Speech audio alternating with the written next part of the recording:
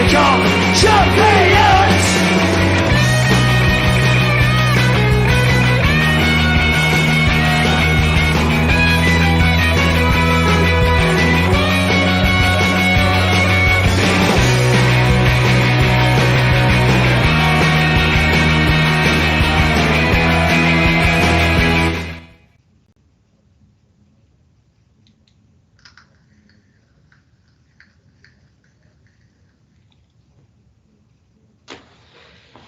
Hello and welcome to episode 51 of Celtic Rumours TV, the Bawz and Bovril podcast with your host Mark and myself Paul.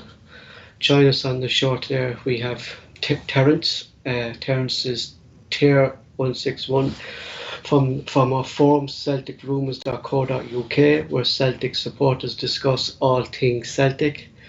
Some great conversations on our forum recently about Sats, fixtures, Ange, Dominic McKay. Even if you wish to check out the forum, that's celticrumours.co.uk. On the show tonight, we'll be looking back at Saturday's 3-1 victory against Ross County. We will look at the latest news around Celtic Football Club. We will talk about where do the board go now after Dominic McKay's resignation last Friday. And we will take a look ahead at Celtic's Europa League Group G game against Real Betis on Thursday the 15th. We'll go through some stats about Real Betis, what kind of style of football they play, and who are the danger men and what can Celtic expect on Thursday night. Firstly, Mark will do a few shout-outs. Thanks for that, Paul. Just a quick shout-outs to the usual suspect, Richie, AGG, Tim Alloy, Ben and Malika, Bobby. I see Bobby's in the live chat as well. I hope he's keeping a bit better as well after having COVID. Mikey might be coming on later on. He's back at work, but he can't smell anything or taste anything, but he's away to treat himself to a big fancy Mercedes car kind of thing, sir. Well, you know what I mean? Dropping the podcast to go and buy a Mercedes. Cheek of him. I know, absolute cheek, Paul. We're at 496 subs now.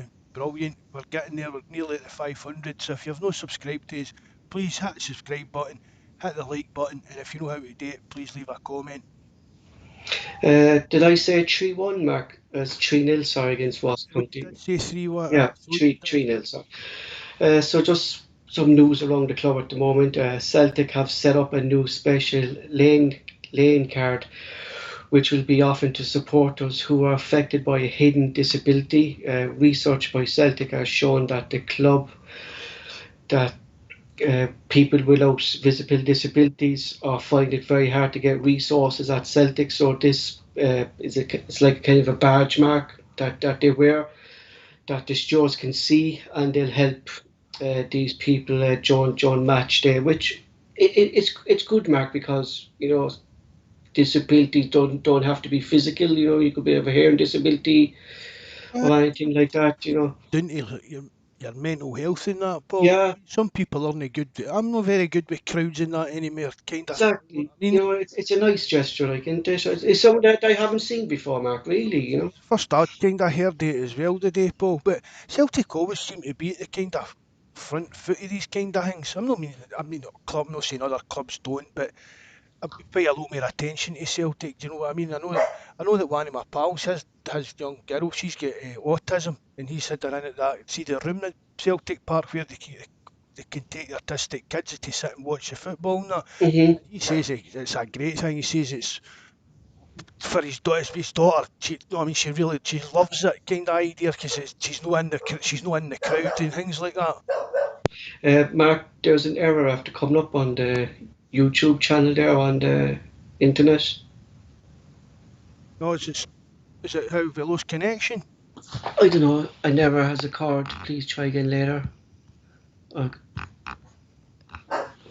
We could be still. Are we still live, lads? Can you still hear us? Just showing up on mine is an excellent connection, Paul. Yeah, we're gone. We can walk away, so they can still hear us. Celtic have plans approved for a state-of-the-art building at a new facility at their Borough Training Centre.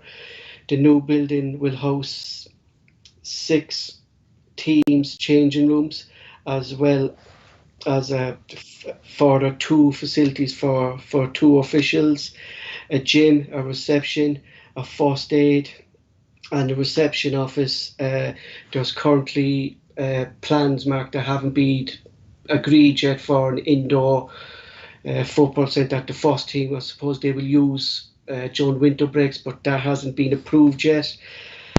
Celtic women's team put on a fine display at the weekend with a stunning comeback in the Women's League against league title hitters Glasgow City. The game finished in a 2-2 draw. That's it, lads, for the news. We will discuss Dominic McCoy and all this backroom news later on in the podcast. Mark, this Borofield thing is currently kind of the youths and kind of underage teams that are kind of using this old training facility at the moment. What I'm hearing, is it? It seems to be, Paul. I mean, for what I've read, it just seems to be going to be continuing. Is that for the young players in the women's team? For what I read, it would only be the first team would only be using it for Use the indoor. I think they would use the indoor facilities during the winter.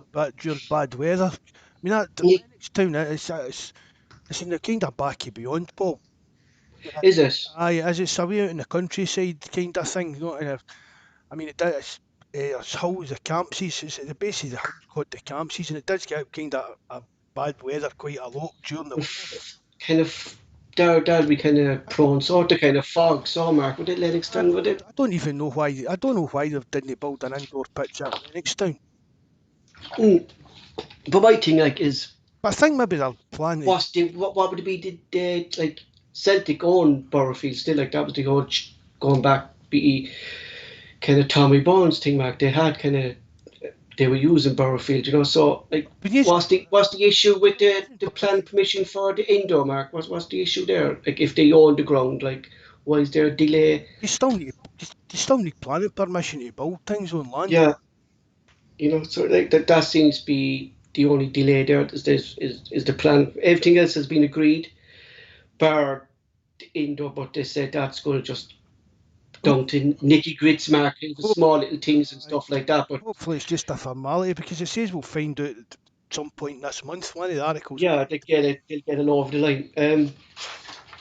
So, do you want to bring Terence on? Terence just basically got a text off me at 7:15. We're going live at 7 o'clock if you want to join us, but I knew he was going to be listening tonight, so why not join us if he's going to be on the live chat, Mark? It's the more the merrier, Paul, isn't it? Mm-hmm. Is he there, Terence? I am indeed, Paul. How are you? Good, why? Thanks for this, Terence. Look, I knew you. I texted the lads on Discord last night, tonight, but I knew you were going to be on the live chat, Terence. So why not join us? Why if we're going to be on the live chat? You know. Problem anytime. Just look before we start. Look, we'll take a look back at the weekend's game against Ross County. Celtic faced Ross County last Saturday. Celtic were 3-0 winners on the day. It was a tough game for the Hoops, especially after Celtic's international players only kind of returned 2 days or some on Friday, like so Tom Logic, goals from new signing Cameron Vickers, 2 from Forgotten Man, and now maybe third type striker, Yesi. Before we talk about the game, Terence, I'll come to you first. Like, it was a tough game, but it's a game that maybe last season, Terence, we would have struggled after the international break, but Celtic got the job done in the end, didn't they? Yeah, exactly, Paul. And I agree with you fully. This last year, we would have definitely struggled in this game. I mean, they beat us last year. And again, as you said, you have to take into consideration that all the amount of players that we had away. You could see the likes of Tom Rogic was struggling. I was even surprised, as I said, the last. Yeah, because we thought he'd be subs. We thought we'd at least make the bench. Yeah, I thought he'd even struggle to make the bench. And in fairness, they dug deep, and they got the win. And at the end of the day, that's the main thing. Even if you have to win ugly, once they win is the main thing, you know. And that was the key. You could see by the end of it, the players were tired and naturally tired, because the majority of the squad were away in international duty, whether that be with the younger guys with the 21s or as you said, in Rogic's case, he was a good distance away. McGregor, Turnbull, you could see it in them. But look, the main thing is they got 3 points and they kept the momentum going. That's all. That was the key.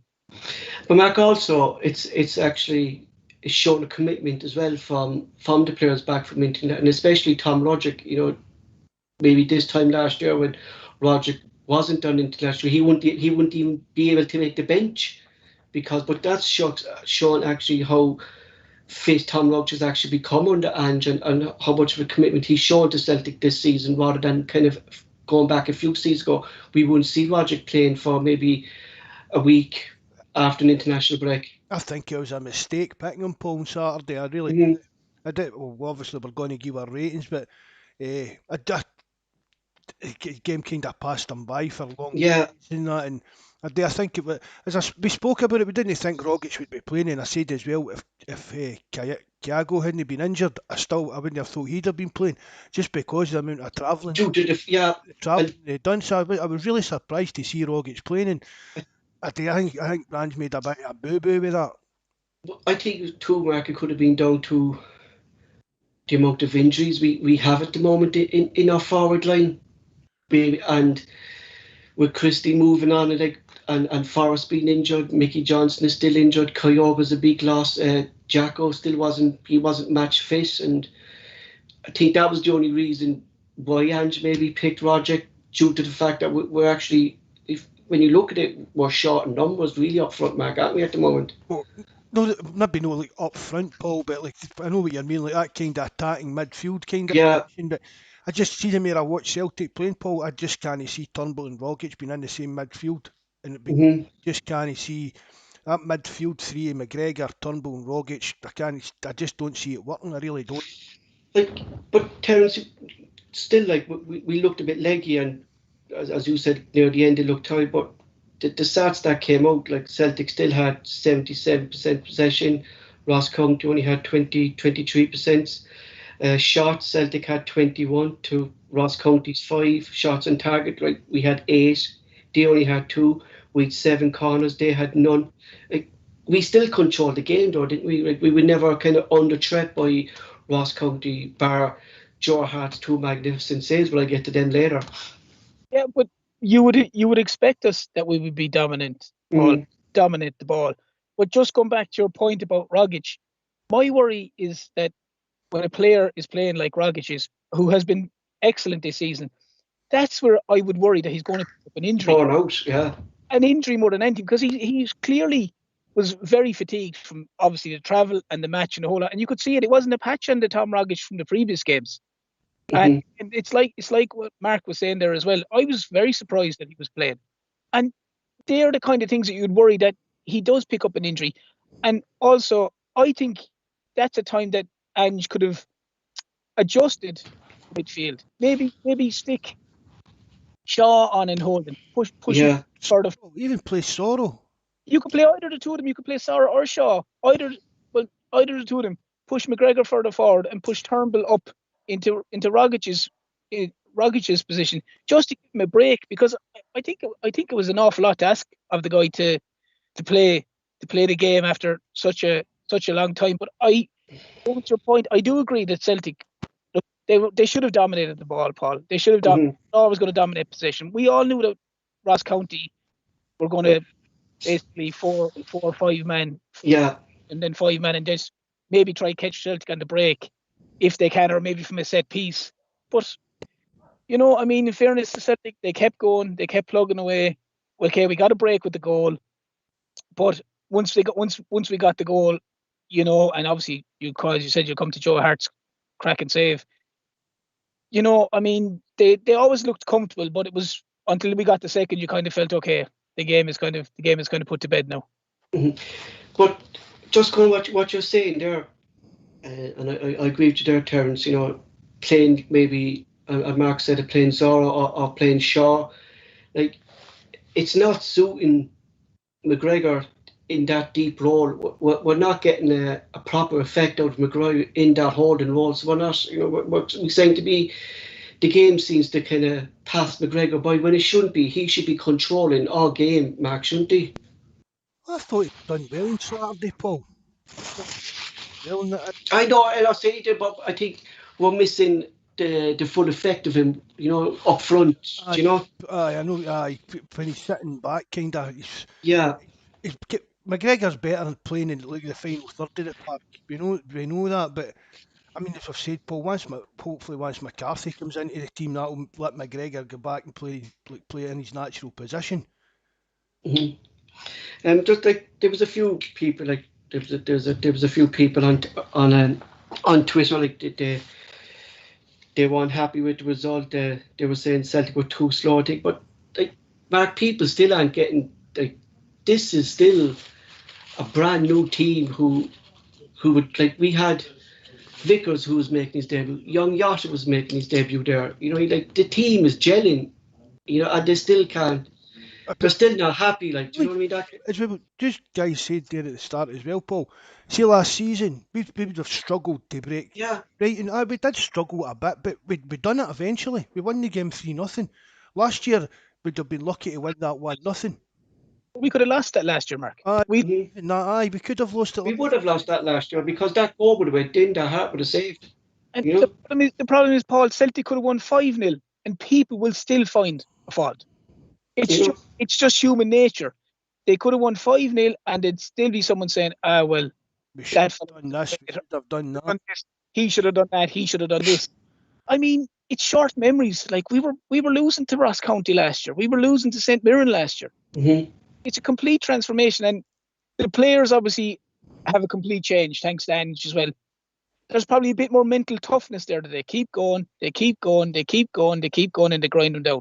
But that's it, Terence. That was the next point. Like that, it took us till about the 63rd, 64 minute to get that goal. But with Ange's system, Celtic kept playing the way he wanted to play, and we were able to. We got a bit of luck for the first goal, but it opened up. We gradually started getting the space that we needed to break down Ross County. And last season, we were clueless to breaking down teams like this, weren't we?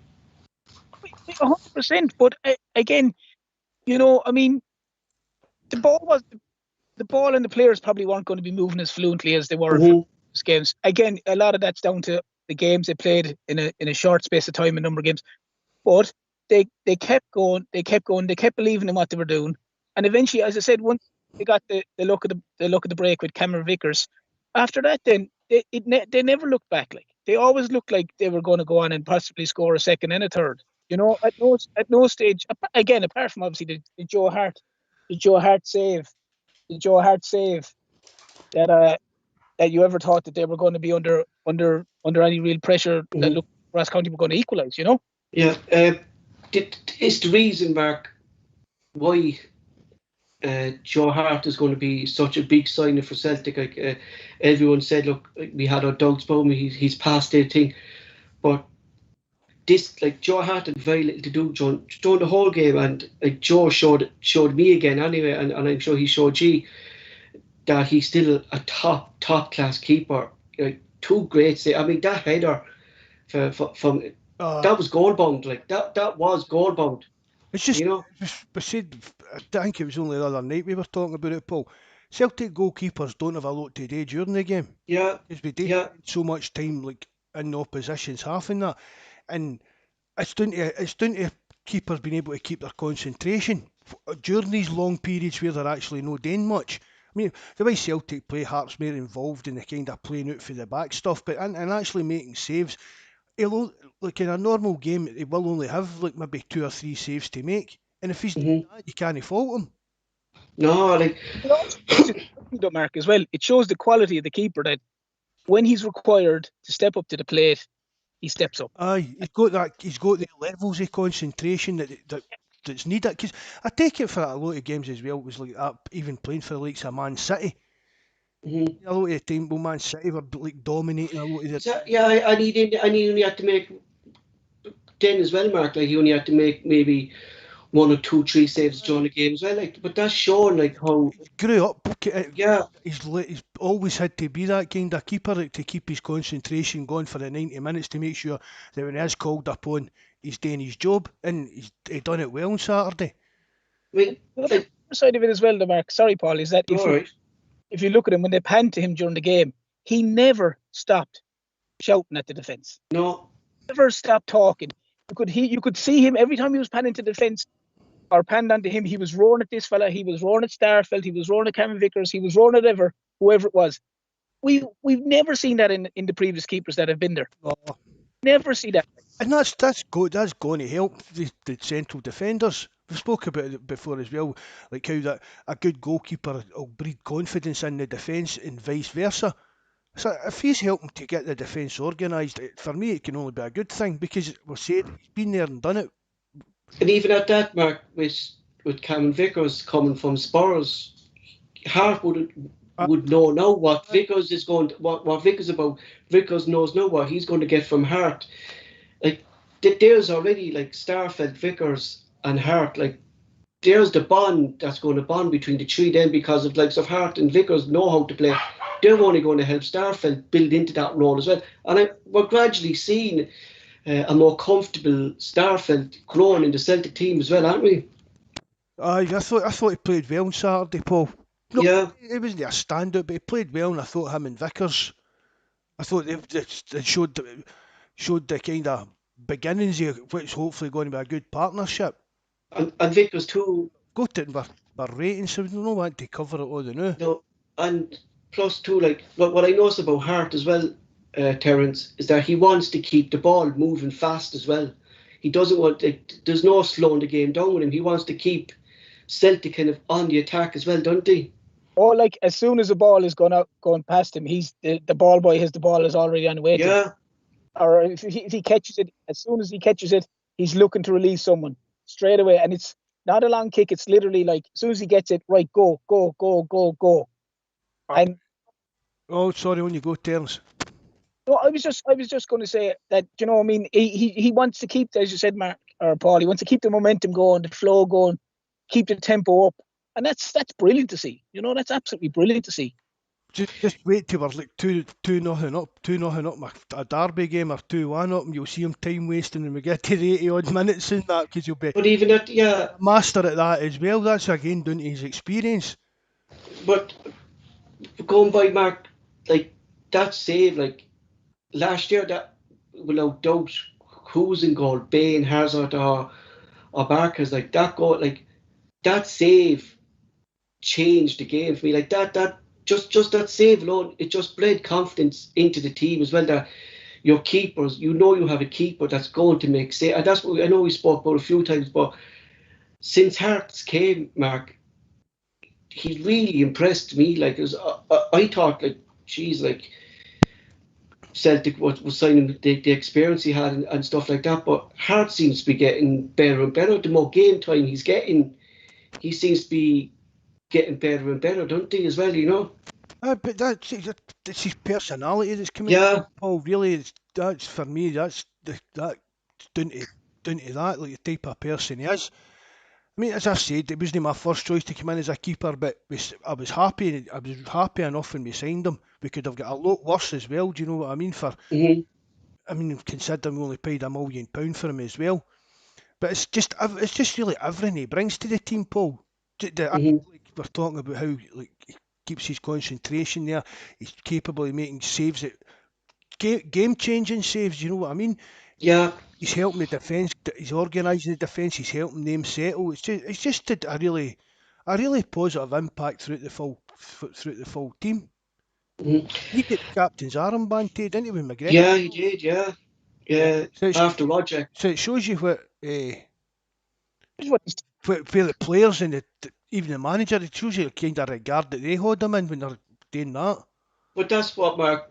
Well, when we had Barry on the podcast, like we were saying that this will help McGregor as well, having the likes of leaders of Joe Hart, James McCarthy in the squad, that it's only going to like let McGregor concentrate on his game, controlling the flow of the game. When you have the likes of Hart, who, as Terence said there, when the camera pops onto him, he's non-stop shouting or organising his defence. That just flows through him, doesn't it? You know, leadership, Mark, you know what I mean? I think say Hart or McCarthy or that, but well, I don't know, maybe McCarthy, because he's a bit kind of quiet personality-wise as well, but his style of play isn't that kind of way, which is a bit weird. but they're different types. They bring different things to the game. If Yeah. you're captain, do you know what I mean? For me, McGregor's more like, see, like a Paul McStay type of captain. He's just Hmm. get the respect to the players and things like that, rather than like your Scott. Although Scott Brown was had the respect. I mean, your bawling and shouting type of person. He still had the respect to his teammates, but it was a different personality, McGregor. And Hmm. you can't have too many players that have got that winning mentality, Paul, in your team. And it's hard to come by these players, though, Mark. Do you know what I mean? Like if you look at the modern footballs now as well, Terence, it's really hard to find a player these days who is that vocal or who owns that respect within a team. Like you look at Pogba there for Manchester United, and he certainly doesn't have that leadership respect at Manchester United. So it's hard to find that now these days, isn't it? But that's also built into the individual, Paul. You Yeah. know, like as Mark alluded to there, McGregor and obviously Paul McStay, they're talking on the pitch. You have a guy like Scott Brown, who's a lot like, was the guy who put in the crunching tackle, or the guy that all the opposition hated. Joe Hart has been like that when he was at Man City or his time at Spurs, whatever. You know, even with England, he was always the same, and he was probably a fella when you watched him playing, you didn't like him. You didn't like him because he comes across that way. But he's got so much quality, like, you know what I mean. And I said form is temporary and class is permanent, and you know he's got that, like. Yeah, Got without that. doubt. No, just moving on from Hart, I would think, no, Mark, that a Yeti's or a third striker in the squad behind Kyogo and Jacko. Some was saying he doesn't fit Ange's system. And look, maybe they're right. Maybe he doesn't fit, but Paul, see if you look. Sorry to interrupt. See if you look at strikers now, Paul. Mm-hmm. They're all different. Yeah. So what is Ange's system? So like what I was saying. Well, let's face it. I mean, we know what Kyogo brings to it. We know that Ayeti is a good goal scorer, goal scorer. Yeah. Right. Big Jacko, what's he going? For me, that thing about Ayeti doesn't fit in Ange's system. He fit it in well enough on Saturday to score 2. Yeah, that's what I was saying. Like last season, I think yesterday we saw Ayeti when he first came to the club. He was in the box at the right time. He's a poacher. That's what he does. He's not going to run around or you know, he's not that type. And I think, was it yourself, Terence, that I think you put on the forum that he's a box striker. If the ball comes into the box, you're more 9 times out of 10, yes, he's looking for that rebound. That's the kind of striker he is, isn't he? Now, old-fashioned. Yeah. Goal poacher. He's like a Gary Lineker of old, where the majority of he's inside the 6-yard box. I'd say if you looked up Yeti's goals, I'd say you'd be hard pushed to find 1 or 2 of them outside the box. Mm-hmm. You have to then play to those strengths. I mean, yeah, Kyogo is magnificent. He'll run left, he'll run right, he'll drag players left, he'll drag players right. That's not a Yeti's game, but you then have to play the system. And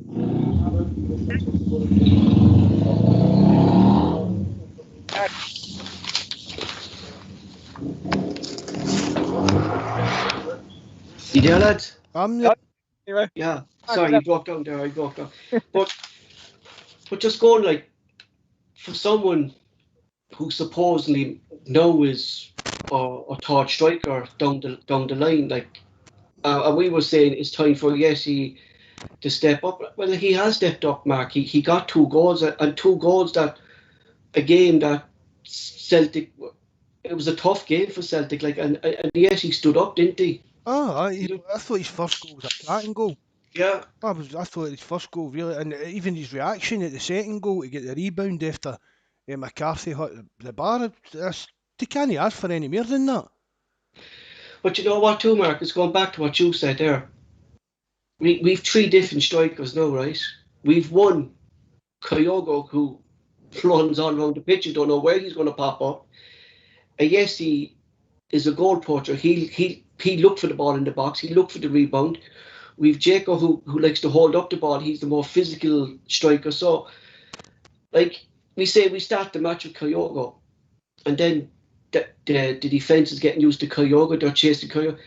Then we could bring on a Yeti that's going to drag him into the box. That's going to open up space outside the box. Then we have an option of a high ball in Jaco, or even hold up the ball. Like 3 different players. It's going to confuse teams now, isn't it? Like what way they're going to defend if substitutes come on, you know? Yeah, well, you're right, Paul. But again, it's just that there are 3 different strikers. But like, if you look at all the Yeti's goals last year, the start of last year, they're all inside the box. Yeah. That's where it's comfortable. So if the guy's comfortable in there, supply the guy with the ball in there, and he'll finish. As I said, we can't expect him to do what Kyogo does, because he doesn't. That's not his game. You know what I mean? I think that's where we struggled last season, Terence, because we actually couldn't get the ball into a Yesi last season. I know we have strikers, we've players around him who will actually get the ball into him. That a Yesi will reap the benefits of that.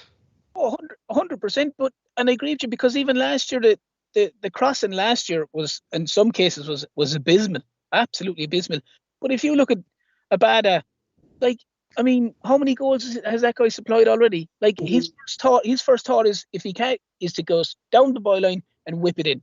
And for a guy like a Yeti, that has to be a dream, because, as I said, he's your old style, like Gary Lineker style striker. He's going to score if you give him a chance inside the box. He's going to score more times than he's not. I personally, I was delighted for Yesi. You know, with the doubters out there, Mark, and look, I know we spoke about it, you know, Yesi, like, where's he going to play? But we can see now what the type of player Yesi is, and think, like, hats off to Yesi for the weekend for getting those 2 goals, and you know. Oh, brilliant! I was delighted for him as well, Paul. We spoke about him. I mean, with know the stories about he's meant to have attitude problems and things like that, but he's took some amount of grief across the board for everybody. And then, I mean, last season was a total disaster, and there, even as Miles saying, there was no service going into the box to him or anything last year when he was getting a chance. He never really got any chances. And he got his chance on Saturday. He scored 2 goals, and for me, he grabbed his chance with both hands. And even at that, Terence, like, with this season so far, like, we've seen Edward getting the nod above, and we got Kyogo getting yes, he could have really had gone, look, no, I want out. I don't want to beat this club. I want a chance for, but he just kept his head down. He waited for his chance. He got his chance. He took it, you know. But the funny thing, again, I don't know the notes with either, but you hear that his attitude is very bad. But Ange doesn't strike me as a guy that's going to tolerate that in anyone. I find like, I mean, at the start of the season, he had him as captain because how well he had worked in pre-season. He scored a few goals at the start of the season, and then after that, like, I mean, as I said, the goals he scored the weekend, the first goal was a fantastic finish, like, absolutely fantastic finish. I think too, Mark, the only downer about this game, and look, we don't like to see a player going off injured, but Taylor looks to be in trouble with that shoulder injury he picked up in the last game, and he seemed to kind of reoccur against Ross County. I think Taylor could be missing for a while after with all this, I think. I think he might be out for a while, Paul. I've not actually read if there's been an update of that yet. But no, there hasn't. No, but I think it's obviously something that they're going to need. Even if he is going to be fit, they're still going to need to keep an eye on it, because it looks as if it might take a bit of time, or one of the injuries it could just keep happening, and that's never a good thing, no. Well, I would think it, like, you know what I mean? Like, I know, like, freaking the outfielders don't use that, but it's more to do with your balance as well, Terence, into the shoulder and stuff like that. Like, and if you're carrying a shoulder injury, you're going to be off balance as well yourself, you know? Even for the physical side of it, Paul. Yeah. A normal challenge. I mean, if he's like he. A wee shoulder charge, and that's his shoulder popped out again or something, into it, Terence. It's no. Yeah, you know, and I mean, you know, we've probably all had it in our own time playing a bit of sports. You damage your shoulder, like, and he was back. I was very surprised he started. I didn't. Yeah. fit to start, to be perfectly honest with you. It wasn't even a consideration for me. And, you know, the only problem you'd fear is, did he come back a little bit too early, and is he now going to be sidelined for a long period of time due to... But is that shown? Like, I know you're saying he shouldn't have come back and he should, but Terence, is that shown the commitment of the players to Celtic this season, that they want to play for Ange, they want to play any game, and they'll try anything, and just to give their all to play for Celtic this season, you know? But he must get the okay off the medical Yeah. team as well, Paul, because you can Yeah. turn and say, no, I want to play on Saturday, and the medical team can say, no, you're no playing, and that's Yeah. basically it. You know, sure, he must have been, you know, he must have been some bit of okay and returns to play. But listen, as Mark is saying there, Paul, he obviously got the okay from the physios and the powers to be in the medical side to say, look, yeah, he's okay, it's not too bad, he should be grand. And probably it'll be all right if he doesn't take a serious knock to it or fall into it. Probably that's been their kind of take on it. And that's a bit... It did happen. Yeah, and that's a bit tough too, considering how strong and physical the Scottish League is, Mark. You're going to come up against physical opposition as well, aren't you? You know, teams like Ross County, they're coming for they're coming for a battle rather than a football game, into their style. Yeah. Look, Terence, you'll be excused if you don't have a player ratings, because you came on late. But if you have one, Faye's used to. But Mark, I'll come to yourself first if you want to start with Hart and work your way up. Hey, Joe Hart, he was a spectator for the most of the game, but showed his quality to keep out that Samuel header. Terence said it was a fantastic save, it really was. I've gave him an 8. Juranovic, really impressed with him. He really does. He looks the part, Paul. I think that's really going to be a great signing. And looks like everything you look for in a defender, and he just seems to have just settled seamlessly into the club. I've gave him a 7.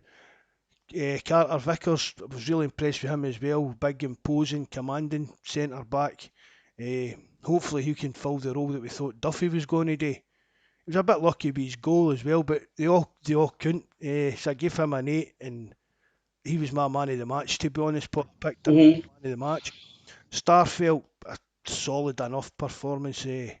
Looks as if he's starting to settle down a bit more, and seemed to have build up quite a decent rapport with Carter Vickers, considering it was the first time they played together. I've gave him a 6. Taylor, I thought he was playing well and linking up quite well with Jota, but unlucky to get injured. I've gave him a 5. McGregor, I thought it was a bit more like the McGregor we kind of know and love. I thought he controlled the midfield pretty well, and he had a cracking pass in the build up to one of the goals as well. I don't know if it was the first or second, I'm not sure what goal it was, but I just made a pass that he made that it ended up a goal for us. But I gave him a 6 because he wasn't often for 66 minutes or something like that, so I only gave him a 6. Turnbull, it seems to be like peaks and troughs with Turnbull, Paul. Yeah. Either brilliant or he just, he needs to like bring consistency. His game, Paul. A lot of the games seemed to pass him by on Saturday, so I gave him a 5. Abada, I thought he was brilliant performance. Probably unlucky not to score, but he set up a Jetty's goal for the header. I thought really impressed with him as well. It was more. He's had a couple of quiet games where the game seems to have just, the Alkmaar game, he didn't get much service, and Derby game and that, but I thought, again, it's only Ross County, do you know what I mean? But I really was impressed with Abada on Saturday. Rogic, I've wrote down, for me it was a bit like Turnbull's performance. The game just seemed to pass him by, and I mean, I know I've spoke about the travelling, but really, against Ross County, he should be doing better than that. I've gave him a 5. Jota, I thought he showed flashes of his skill and his creativity. He probably should have scored as well, but I was impressed with him for another guy making his debut. But obviously we've seen it. He needs to work on his end product a bit. But if he can sort out his end product, we could have a right quality player in our hands with him, Paul. I reckon. Give him a 7. Montgomery, just I don't know. I mean, a young guy comes on again and just more than comfortable playing at that level. I say it all the time, Paul, about players been good for the SPFL. You can do that. Do you know what I mean? And for me, Montgomery's more than capable of being a Celtic first choice against teams like your Ross Counties and people like that. Yeah, then we can rest players, Mark. You know what I mean? Yeah, because He's never just a solid performance. He just seems to. He plays like a player beyond his years. He really does. He just kind of burst onto the scene. But I'm really impressed with Montgomery. seems to be getting more comfortable, Mark. Like as you said there, anytime he's come on in the SP, and he's done it too in Europe when he came on for Taylor in Europe. Like he's really impressing. Like, and for such a young lad, Mark, he's years beyond his age. Like, isn't he? Aye. You know. I gave him a 6. Sorrow came on for McGregor and just kept things ticking there. I gave him a 5. And McCarthy was only on for 12, 13 minutes. Yeah. Probably disappointed not to bag his first Celtic goal. But hopefully he's match fit soon enough to be starting games for us. I gave him a 4. So I went Hart. Same as you, Mark. Just very little to do, but just for that save and how crucial that save was, I gave him 8. Taylor, unfortunately, the injury kind of took a down on him. He was comfortable and I think, but I gave him a 5. Vickers, for his debut, I just thought he looked like a player who was playing for Celtic since the start of the transfer window. I gave him an 8. Starfelt, very comfortable game, and he looks to be, as you said, Mark, kind of more settled and kind of grown into position. I gave him a 7. Jovanovic, I gave him a 7 as well. Again, he just looked very comfortable. What can you say, Mark? Signing him for 2.5 million is what a bargain! Like it has been from Celtic. Abada, again, same as you. I just thought he was excellent, Mark. He showed us what he can do when we actually get the ball to him. You know that we can't let Abada be isolated, Mark. We have to use our wings and use the threats that Abada can give Celtic. You know, but that's it. But that as well. But when you look at Abada on one wing and Jota, yeah, as if that clicks, man, it could be really, really good to see. Yeah, Yata, I was the same as you. I gave him a 7. Still needs work, I think, but I think that will come with with Ange. I think Ange will work with him, Mark, when he's finishing his end product. I think that's his only issue, really, is his end product. I think he needs to improve that. But I think going on, Mark. See if you watch him on Saturday there, Paul, right? And remember, this is just his debut. See if he had his end product. I doubt he would be Celtic. That's it. You know, I mean, can you imagine? I know it's only Ross County, low level SPL, but imagine him if he was like finishing goals and assisting the amount of chances that he was actually making. You know, I mean, yeah, product was better. The top teams would be sniffing on him, but that comes too, Mark, by Celtic buying these players who are at a level for Celtic that we can improve them, that we have done before with youngsters, Mark. We bring them in that they're suitable for a level at Celtic and we make them better. That's what Celtic have been good at with youngsters over the years. We make them better players, then they go on to the next level to become even better. And I think Yara working on the Ange, he'd only improve, I think, Mark, on the Ange, you know. A bad hand, Yeah. McGregor, I gave him a 7, Mark, the same as you. Passed the ball, but I think we're losing McGregor in that deeper role. I still think that with a fit James McCarthy, that he could slot into that we can push McGregor up a bit more, and he, like as you said there, Mark, he's passing for the first goal there. When you think, like, if we had McGregor more up the field, and if we have Abada and Yasha on the wings and Kyogo when he's fit moving around, that's when you need McGregor's passing to open up that space. Do you get me? See all the wee intricate pinging passes and that's McGregor. Yeah. That's his forte. It's his bread and butter. You know what I mean? That's where we need him, Mark, in that more advanced role that he can open up. See the pass, you know, that we don't. That Turnbull, I'm the same as you, Mark. I gave Turnbull a 5. I just thought the game passed him by, you know, and I think that's the my biggest concern about Turnell, like, we gave him credit where credit's due, Mark, and his goals in the last couple of matches, stuff like that.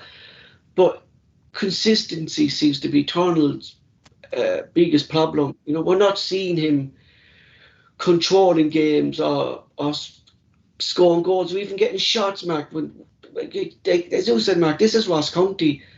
Turnbull should be able to control that game, or shouldn't be having the game flown by. You know what I mean? And he was very poor. I thought Turnbull very, very poor. I mean, the amount of, and I know it's easy to sit at home and say it, but the amount of times I saw him with the ball, and you'd see Jota making a sprint down the side, and he never seemed to see the pass, and he got caught in possession. I don't know how many times. I mean, he put in a fantastic ball for McCarthy's header and a Yeti second, but I thought he had a dreadful game. I really thought he had a dreadful game now for a guy his quality. And it's probably going back to the other day, even Paul, when we were talking about getting on the Scottish national team. This is one of the main reasons why he's not starting, because he's not performing against the Ross County. So it's very hard for a guy then to say, okay, you know, you deserve a start. I thought that was as bad a game as I've seen him play for Celtic in a long time now, I have to be honest. Mm-hmm. It has, like, and it's going to the fact, like, that, like, he wasn't, like, I know he could be, like you said, Terence, in the last podcast, like, they were travelling around Europe. Do you know what I mean? And for Montgomery was playing 90 minutes in the under 21s. He came on, he looked like he didn't stop. We've Starfelt, who was playing international duty. Jovanovic was playing. It didn't affect their game, like, and he wasn't in the Scotland starting lineups either. Like, I expected more from Turnbull, and I think that's his biggest problem. And I would feel like going forward, if there's one player that needs to come out of that team when McCarthy comes in, at the moment I would take Turnbull out of the team. %. I think ideally McCarthy in McGregor's role, McGregor further forward, and then obviously Rogic, a normal fit rested Rogic, you'd start him.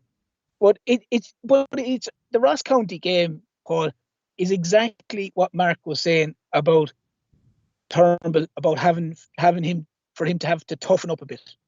Mm-hmm. You know, being able to take the physical challenges, being able to get involved in all the physical side of the game, and the game just passed him by. Do you think maybe terms that Turnbull and Roger can't play together? It seems to go that way. It's fine. It seems to be fine, Paul, when you've got a ton of ball, like against, say, Dundee or St Mirren, when you're 4 or 5 and 6-0 up. But if it's a game that seems to become a dogged kind of dire kind of game that you've really got to grind it out, I don't think the two boys are compatible to play together in it, because the opposition, like a Ross County, will sit in. They'll be very physical. You know what you're going to get before the game starts, and I think that's where McGregor further forward. He's, again, as you were saying there a minute ago, some of the passes, like the pass for the goal, was sensational. And I think we minimise his ability when we get him to go and sit in the holding role. It doesn't allow him to use all his qualities by going forward and seeing that killer pass. You know, because obviously if he's holding midfield, he has to sit back. I'd rather James McCarthy, hopefully he is fit, and allow McGregor to go that bit further forward, because then it obviously allows McGregor to go and Rogic to go. And the two guys, they can both see a pass. I just think at the minute Turnbull's very hit and miss. Mm-hmm. Mm-hmm. Rogic, I was the same, Mark, as you. I gave him a 5. He was another player who just wasn't in that game. Now, was it due to the fact of the international break? But he should be able to put up a better performance against Ross County, I thought. Anyway, yes, I gave an ace. I thought, look, he got his 2 goals. I was really delighted for him, just for those 2 goals alone, Mark, for the type of player that I think we might see Yessi's quality when we have wingers to get the ball into the box. Yessi's that type of player, Mark, who will feed off the second ball. Montgomery, I gave an 8 as well. I just thought again, he came on, he did his job, and he's able to get up and down that wing. And I can't understand how, at the moment, and I know Taylor's injured, but even if Taylor was fit, I can't see why Taylor would be ahead of Montgomery when Montgomery seems to be more suited to Ange's system. McCarthy just gave a 5, and Zorro, I didn't think they had enough time on the pitch to do that. Now, Terence, I know you were late in the podcast, but if you have something, if you want to share it. Well, for me, I would give Hart. I would have given Hart a 9 because that save last year wouldn't have been safe, and that was a change. And it made it 2 minutes later we go down and scored a second, and it kills off the game. So for me, I give him a 9. Again, Ivanovic, I thought he was excellent as well. I give him an 8. I give Carmen Vickers an 8. I give Starfelt a 7. And I actually think that Starfelt, now, in my opinion, may not see himself as the senior man in the back two. I think that's helped him big time, as opposed to having even where he may think, I need to be the senior guy here. I think he's a lot more comfortable now all of a sudden. I know it's only one game, but with an experienced guy like Vickers beside him, I don't think he felt under as much pressure. Yes. Taylor was unlucky, but I would give him a 5. I would have given Montgomery when he came on. I think the young lad's absolutely outstanding. And for the last goal, if you look at the way he takes the ball down and goes inside the defender, and he's gone up the field like a bullet, and he makes a fantastic pass, and Celtic scored the third goal off it. In midfield, I thought McGregor was solid. I give him a 7. I thought Turnbull was terrible, and I'm giving him a 4, and I'm being polite and giving him a 4. I thought he was dreadful. I thought Rogic, I give Rogic a 5, but I'm going to put it down to the fact that I don't think the guy should have been playing. I really don't. He looked exhausted, and I have to take into consideration where he was and the games he's played. I thought Abada, again, was superb. I thought Jota had a fine game. Again, I think he tired near the end of it, but again, to be expected. I give him a 7, and I gave Ayeti an 8 for all round. You know, I mean, when the chances were there to be taken, he took them, and that's all you can ask of a striker. As regards to the other lads, you know, they weren't really on a huge amount. The one thing I will say is, I thought you could see the class and quality that McCarthy had when he came on. It was so apparent when he came on. He looks for the ball. He demands the ball. He just oozes.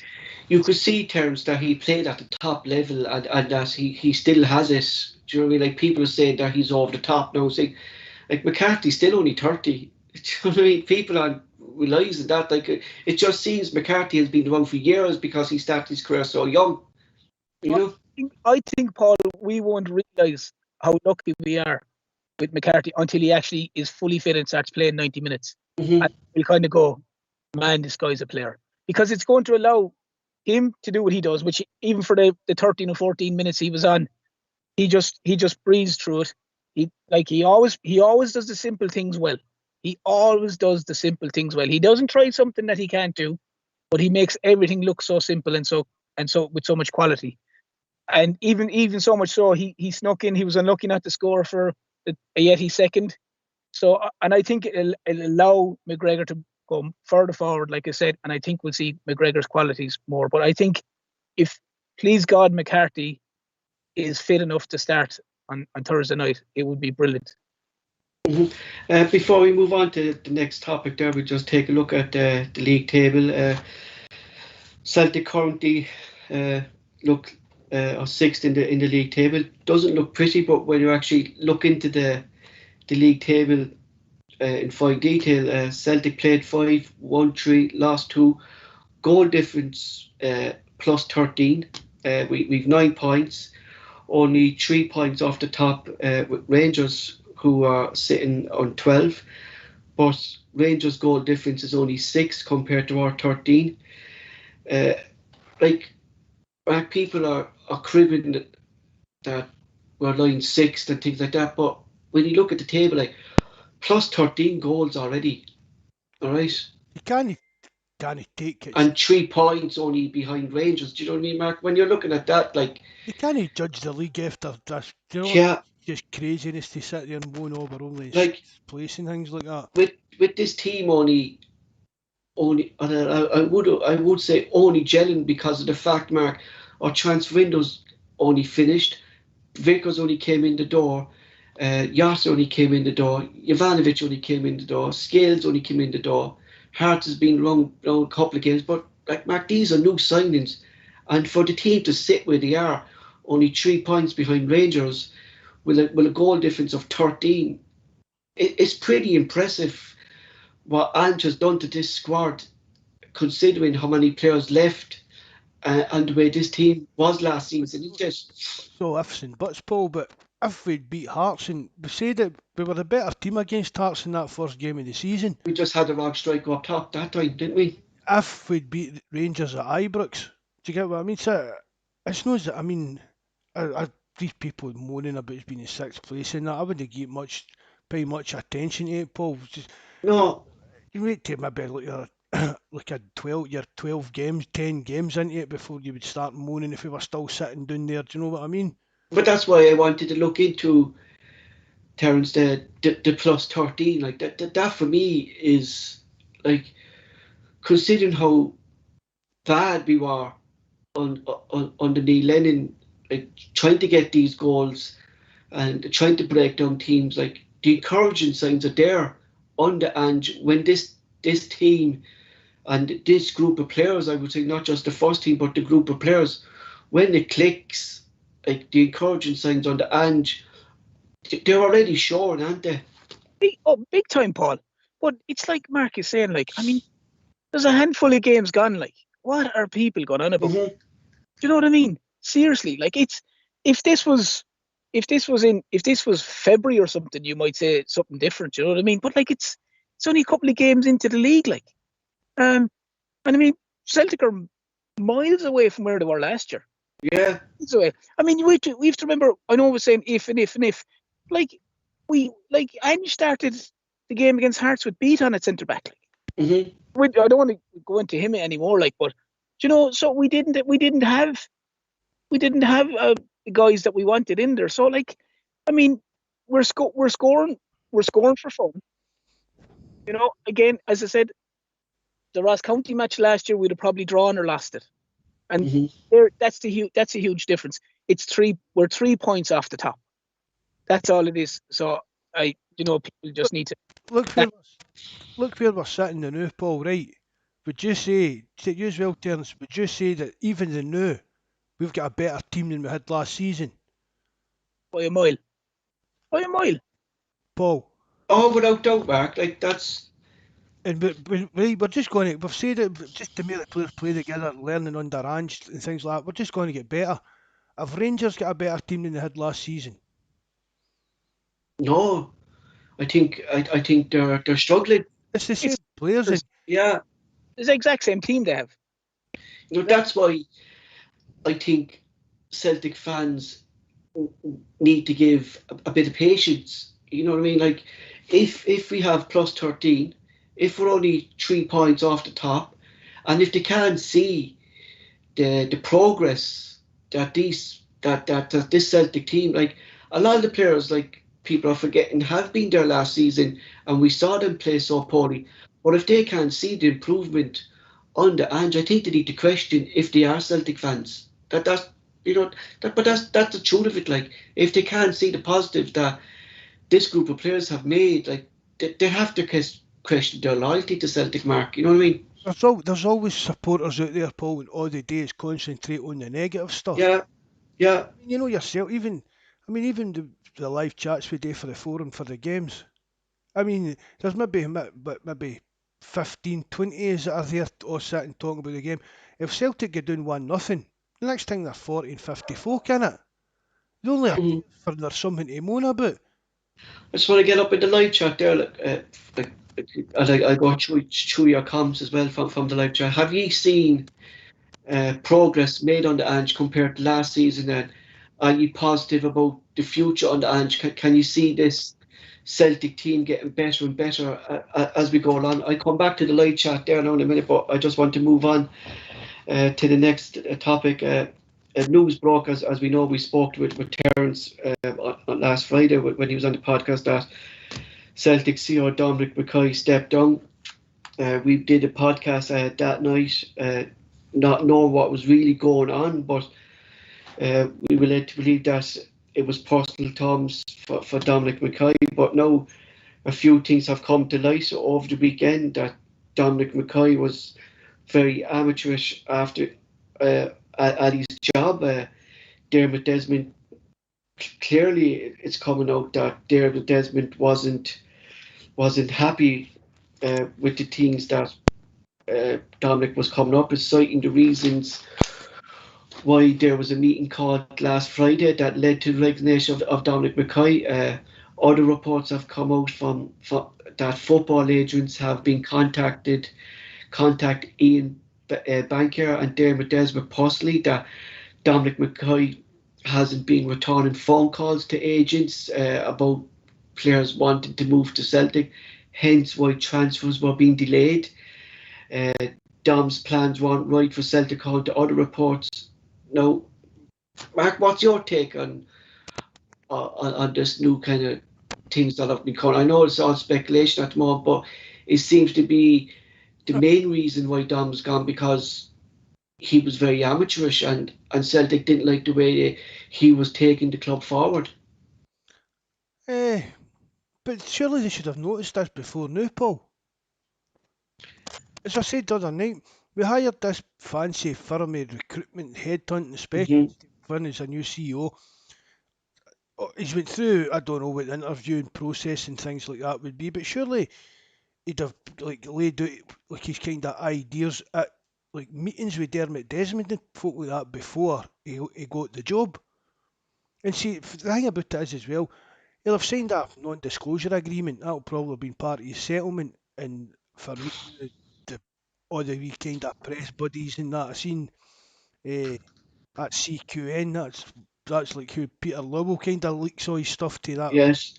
And they, what was it, blood in the boardroom floor or something like that he was putting up. So they seem to be just doing a kind of hatchet job on Mackay through the press without any of them having the balls to stand up and actually say something and put their name to it.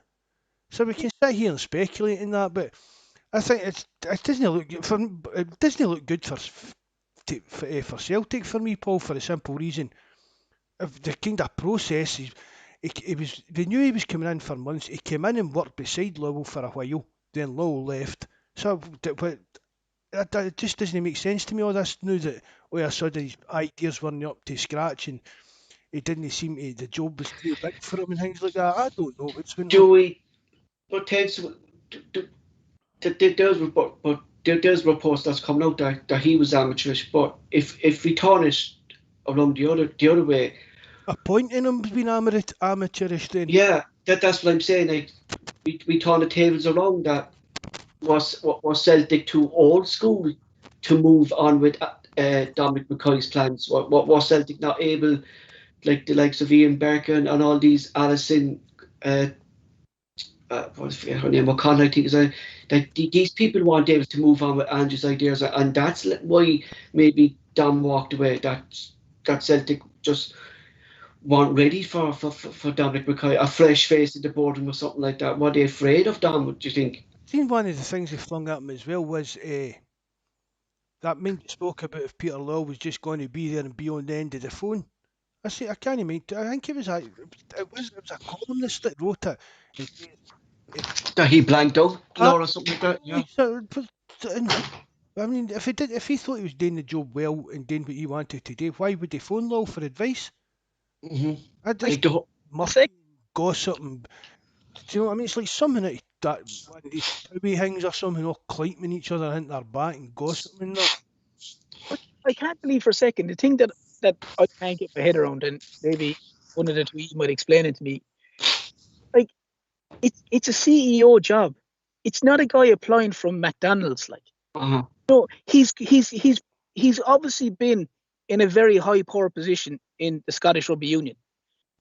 Like Marcus said, there'd be umpteen different interviews with numerous different panels of people. I'm sure that he sat down and met the Celtic board before he was even offered a job. So, like, and I'm sure his resume before that has shown that he's been in high power positions as well. So I find it very hard to believe that all of a sudden they hire a guy and 72 days later they go, he's very amateurish. He doesn't know how to do this. He can't do that. I don't know. It something doesn't fit. Like, and No. it seems very, very strange. I mean, as I said, he might be his own man, but if he's the CEO of Celtic, he's meant to be his own man. He's not meant to go, well, I want to do this, but Peter Lawwell says I should do it this way. They may as well leave Peter Lawwell in the job if they wanted to do that. You know, there's no. That's it, Terence. If we were wanted to go Lowell's way, he would still be the CEO. Yeah, I totally agree with you, Terence. There's just something no right about it. There was other handcuffing him to Peter Lawwell's arm and going, right, you're the CEO, but you can do what you want, but once it's the way Peter Lawwell it's done as well, it's okay. But if you don't do it the way Peter Lawwell wants it, there's a problem.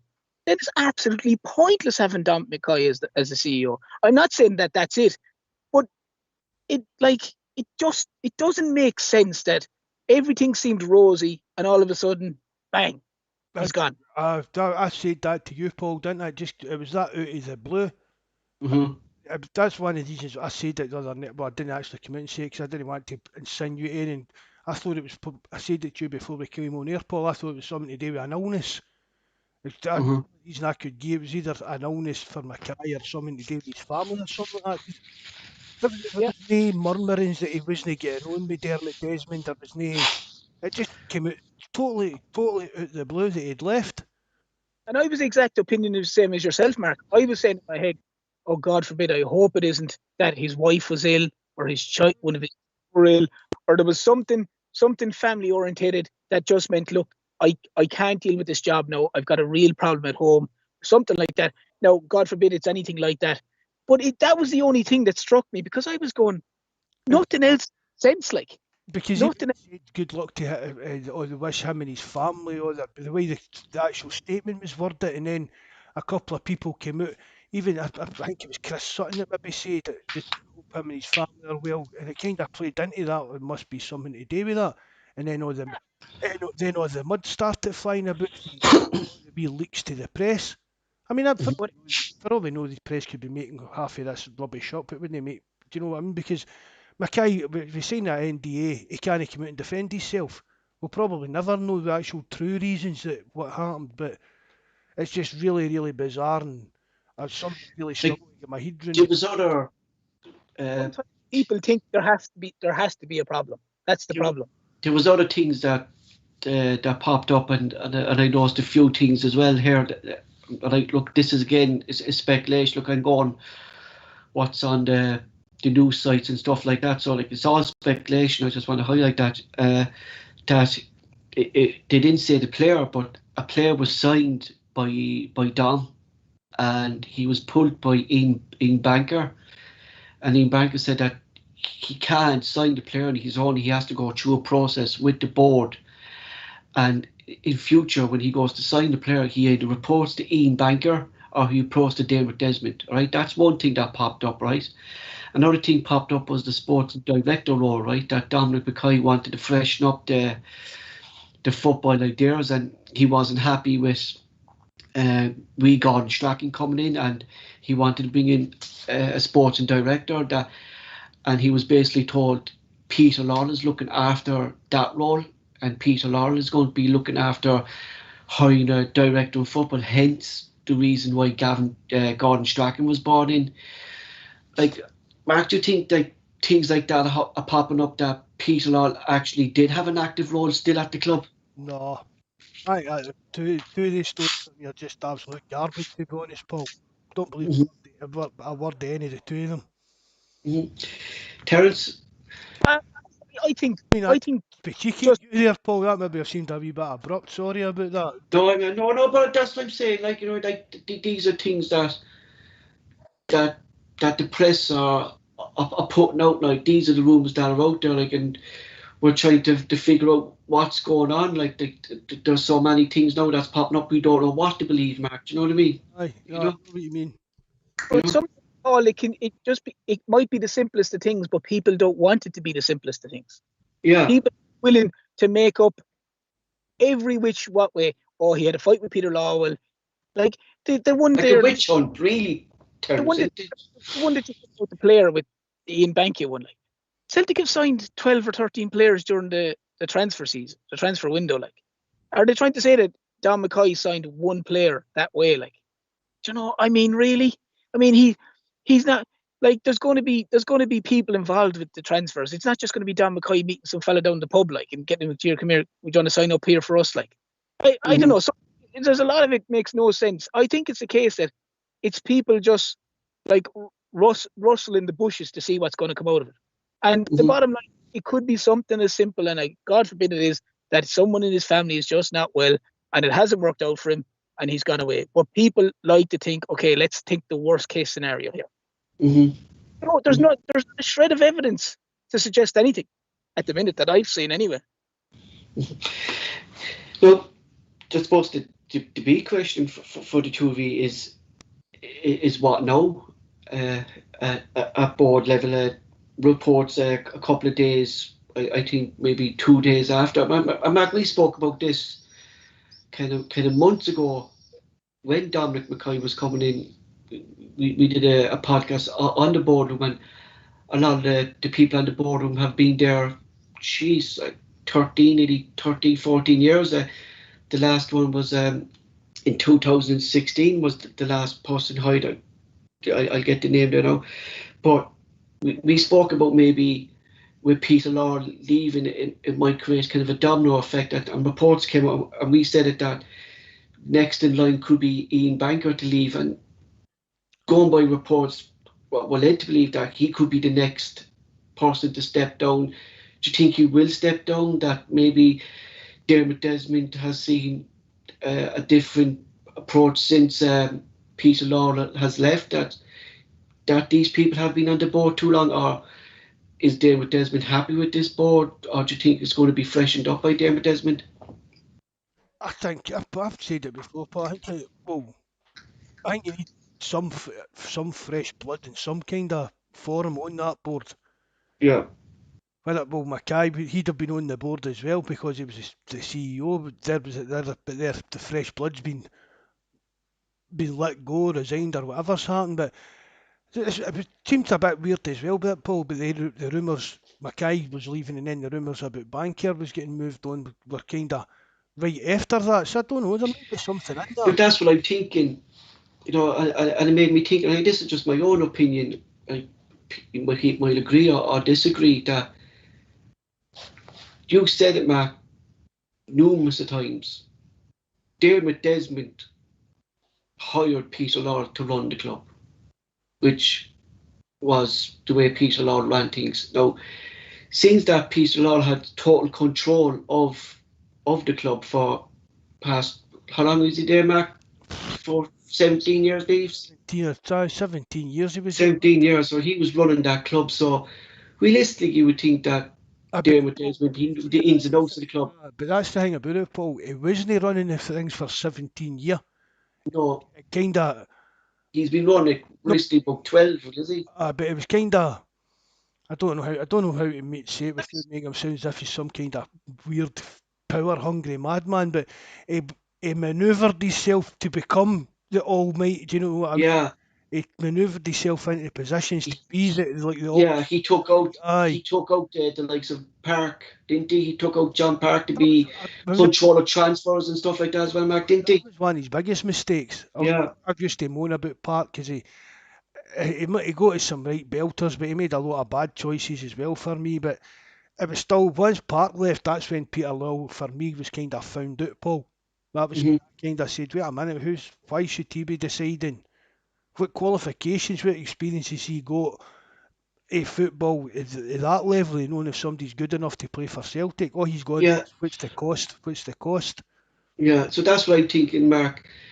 With Peter Law now out of the equation, and we know that since Peter Law's in that, Dermot Desmond has been more involved with the club, being Dominic McKay just being new into the job and stuff like that. Do you think maybe Dermot Desmond himself has seen that the board needs freshen up, and that's why these rumours that Bankier might step down, because maybe Desmond thinks that a new chairman is needed at the club, new board members need. Don't you think David Desmond himself has seen this? Paul, we've said it before on numerous podcasts. We've spoke about this, and it just, for me, Dermot Desmond, I don't think he would put up with this kind of level of incompetence in Yeah, any his other businesses or companies or things like that. I mean, he must know. I mean, he must. Well, he said he's. Well, we've spoke about it, right? We knew Neil Lennon. To get rid of Neil Lennon, we did.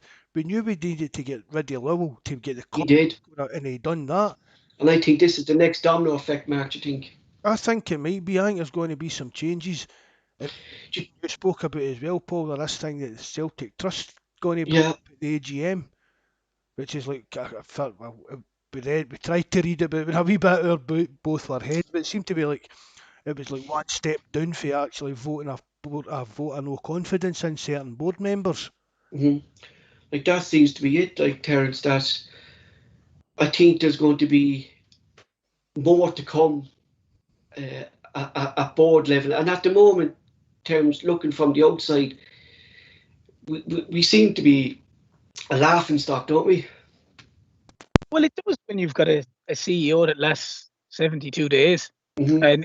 and it's a guy that we like. We were waiting for him to come in nearly as long as he has been in. Yeah. You know, we got it. We got him even released from the Scottish Rugby Union early. You know, they did everything in their power to get him in as quickly as they could, and obviously took over from Lowell when he stepped down. I think it was the 1st of July, and then 72 days into the job and he's gone. Like, So I mean, how many days in the job was he actually CEO? 70, Lowell, yeah, actively CEO, yeah, exactly. it might only be 40 days or something like that. Might be more. I'm just making a number up, obviously, but they need to get whatever they get. Dermot Desmond needs to get whatever he's going to do right.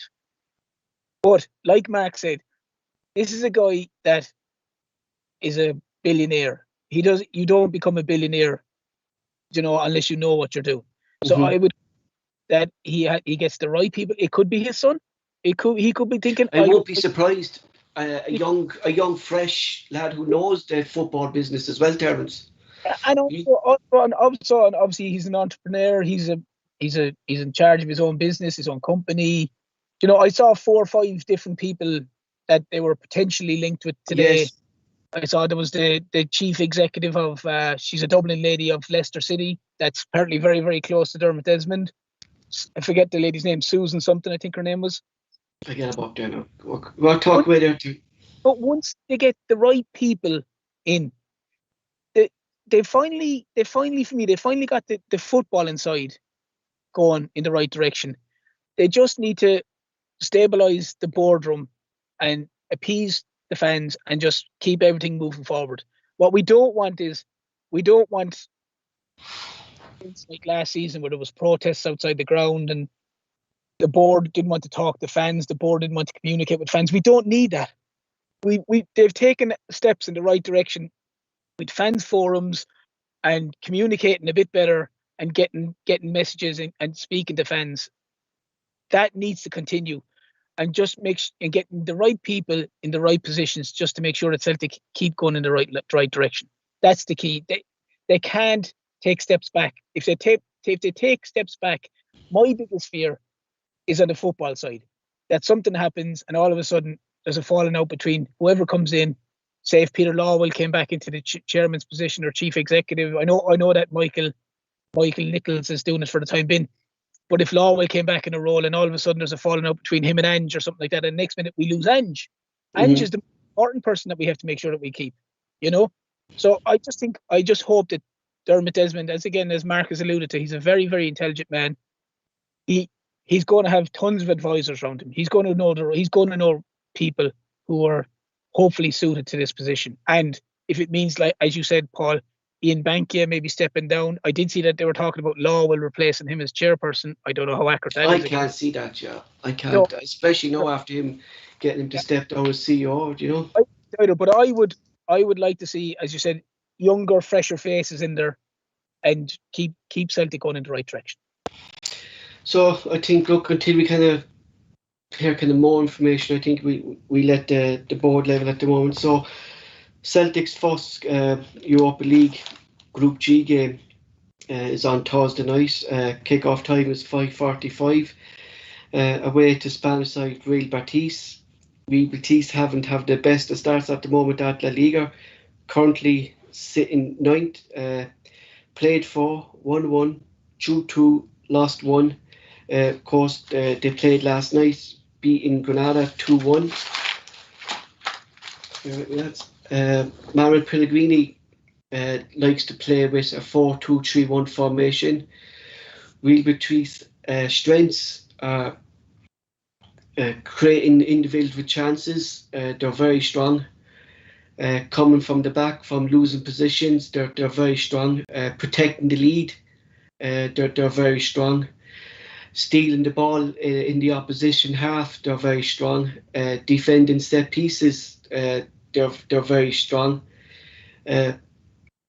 Finish the weaknesses, finishing from scoring chances, they're still a bit weak. Aerial duels, they're weak.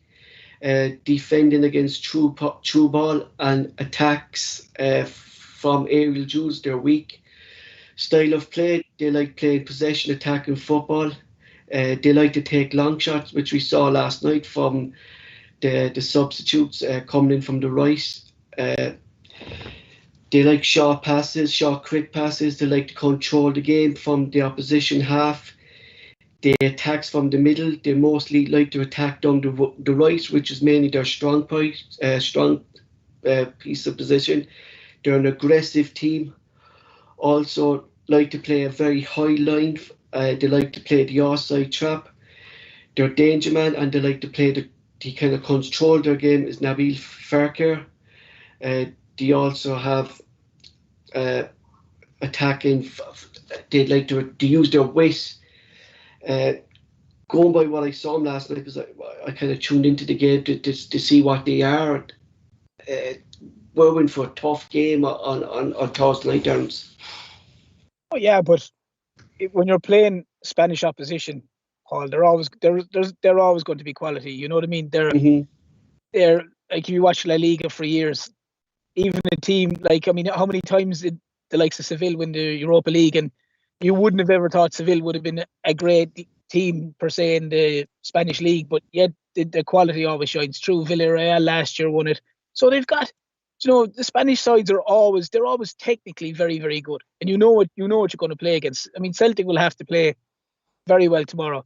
I mean, I'd be delighted if Celtic got away with a draw, to be perfectly honest. If they got a draw, I'd be delighted, and I'd love to see, as I said, McCarthy play there, because I think he'd be a big asset for Celtic if he could play. But like Pellegrini manager, I mean, if I'm not mistaken, he's won the Premier League with City, I think. Yes. So I mean, I will know him well. He'll be able to inside out. Yeah, Joe Hart was in goal at the time, exactly back when Pellegrini was the manager there, so he'd know what kind of style of play Pellegrini would play as well, wouldn't he? You know what to expect. You know what you're going to get, though, Paul. I mean, they're always technically very good passers of the ball, good movement of the ball. Celtic just need to do what Celtic have been doing so far. I mean, play the game that Ange wants them to play, and just, I mean, pressure. Just don't give them any time on the ball is what I'd be trying to say. I know it mightn't always happen, but try and pressure from the front, defend from the front upward, and just keep pushing them under pressure. We sit back, you allow them the ball and allow them to pass around and do what they dictate to play. I think they could beat us comfortably, but we have to put them under pressure. That'd be my take. No, Mark, when I was looking at Real Betis, and I was thinking back to the second leg of AC Alkmaar, they like to kind of play the similar attacking style of AZ. They want to control us in our half. Now we saw, and there was great heroics in defending thing like, but Real Betis would be a step up from AZ, right? So like, Celtic can't let Real Betis put that pressure on us from the start in this game, because we can't defend against quality sides, Mark, for 90 minutes.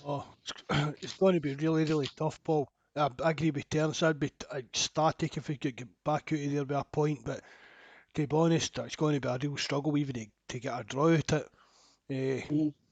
I know they've not got off to the best of starts in the league, so maybe that's kind of going in our favour a bit, but plus two, they only played last night as well, Mark. Could be that could make a bit of a difference in it, but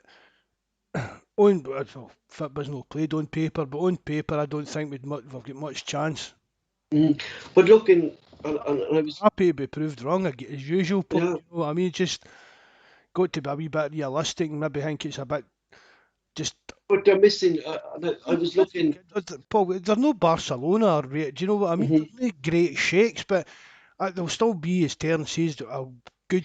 They'll be well technical wise. They'll maybe be a wee bit above us and things like that. So we done well against Alkmaar. We had that team out, but I wouldn't like to be sitting under the cosh against Betis for 90 minutes. Definitely no.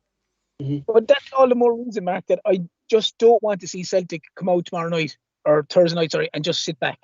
Because if we do that, if Celtic do that, there's only going to be one result I could see, and it's not going to be. That's in Angie's makeup there. I don't. No, Didn't you know? It doesn't seem that. It seems as if he's, which could go against us. I mean, because Mark, we saw that. Then Rodgers went toe to toe with PSG, yeah. and that didn't he? And it didn't end up too well. Because Mark, we saw that like when he tried to go toe to toe with AZ Alkmaar in the second half, like you could see our high line being cut out all the time, and you could see the space that they were able to use because of Celtic playing the way Angels plays. Now, this game, and I'd hope he be a starter, would be the ideal for James McCarthy to come in and have that kind of toughness, or who be able to break up Real Betis's play, wouldn't it? It's ideal for him, like, you know. I thought he would have played on Saturday, Paul, just for this. No, even started on Saturday, maybe like the first half, to make sure he was ready. Because I mean, even himself has said they've maybe been a wee bit overcautious with him. I read that. I think that was on Thursday or something. I thought, oh, geez, I thought it was a certainty to start there, but I mean, I think somebody like that could really make McCarthy needs to come in. You know, this fella Faircare, Mark. He controls. He's kind of sitting in the number 10 role, you know, just in front of the midfield, you know, but he controls their game. He's the fellow who dictates their style of play, who can, like what we're saying, Mark, where McGregor needs to play, who can pick out the space where the players are going to be. So that's why I think James McCarthy needs to come in there to upset this player and block him from taking their play. You know, because you're not going to have McGregor doing that, because he's our type of player, Mark, who should be doing that for us. I mean, and he's not going to do that. Paul, he should be doing the Fecker role for us. Yeah, he should. He's not the player, Mark, who's going to stop that. And the only player we have at the moment to stop that, like, if it's not McCarthy, it needs to be Zorro. Do you know what I mean? One or two then has to play in this game, and I think if they don't, I think we could be in for a long night, Mark. Do you know what I mean? Paul, see, really, what you're saying was basically just what we've said for the last couple of games. Yeah. We're missing that kind of physical, kind of battle, whatever. And it's not, Mark, it's not putting us into a defensive style. It's just giving us that bit of voice that's needed. Adding another dimension to the team. Mm-hmm. I mean, every team needs a ball winner, Paul, and that's a ball winner in the middle of the park. And that's why we got overrun. But you know what I mean? We lost the midfield battle at Ibrox. And why we've not got a ball winner, just that type of player in the middle of the park. We know that's what it brings a lot more to the game than that, Paul. But we know that's his thing. That's what he'll do. But he'll pick out, Mark. It's true what you said. Like, he'll win the ball, but he'll pick out that Farker is their danger man. That he runs real Betis' team. Do you know what I mean? And McCarthy would identify that, and if we can upset that mark, like, I would think we'd have a chance because we're blocking the path that they would use of Farker passing the ball out to the wings because they don't play down the middle. Do you know what I mean? They use the wrist. With Ryan Kent, going back to the Yes, if McCarthy had been playing that game, he'd identify Kent. Yeah, Kent, he'd have been marking Kent. He wouldn't have been making the runs that he was making. No, he would identify the mark, and that's why I think it's crucial that we have that type of play. No, if I won't think Zorro would do it, Mark, because I don't think Zorro has the experience of McCarthy. So, terms like I would like to see McCarthy start this game because I think it's needed for Celtic to start McCarthy in this game.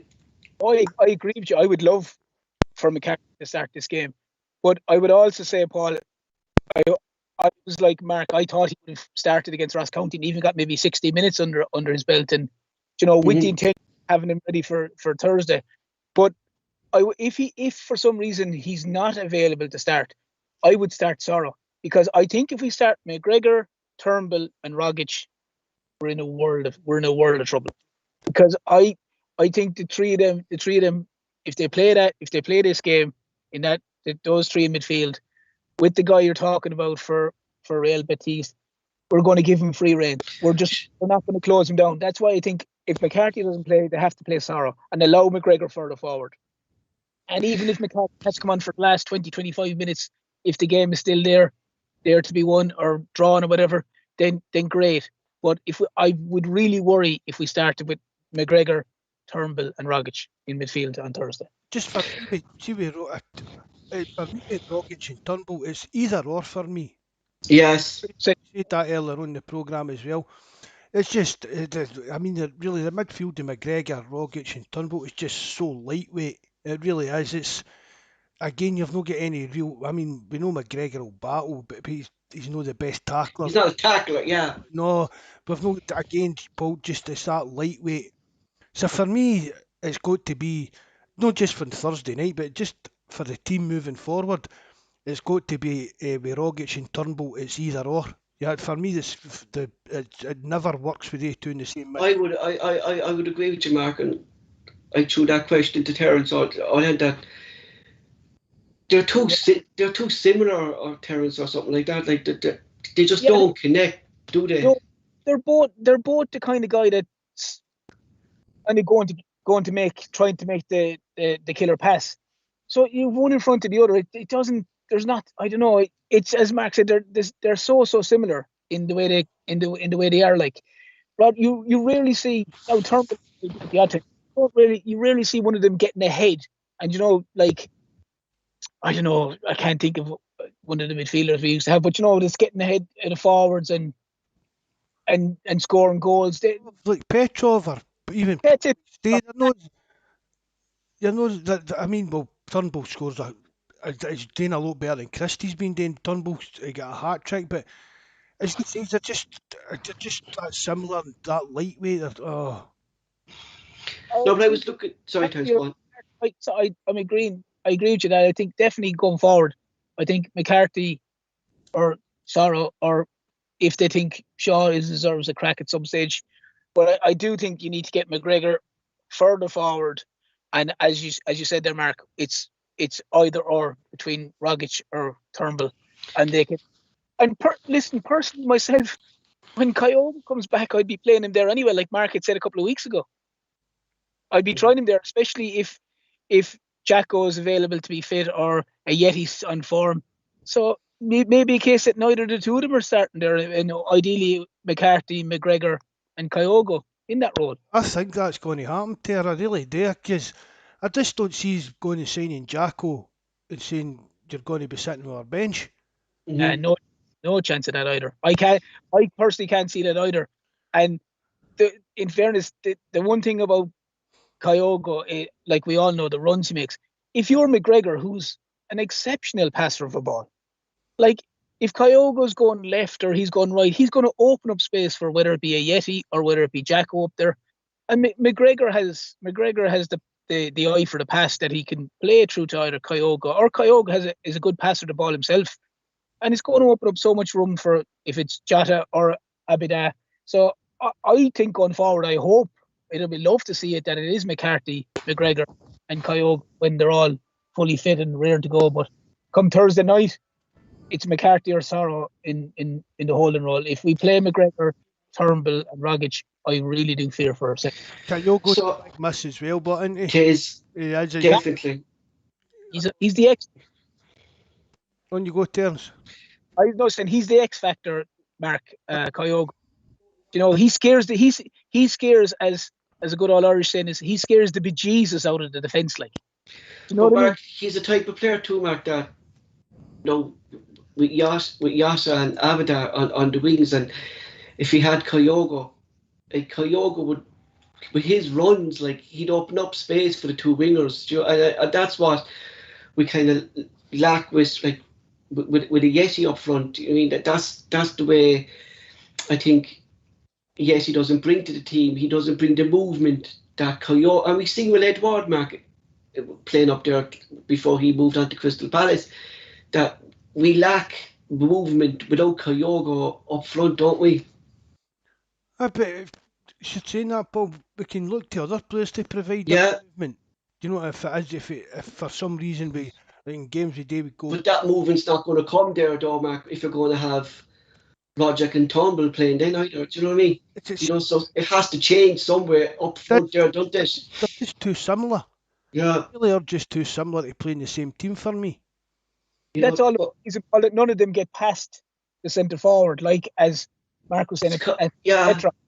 You know, you rarely see them. You know, if the defence is holding a high line, that the ball is played over and it's Rogic or Turnbull flying onto the ball.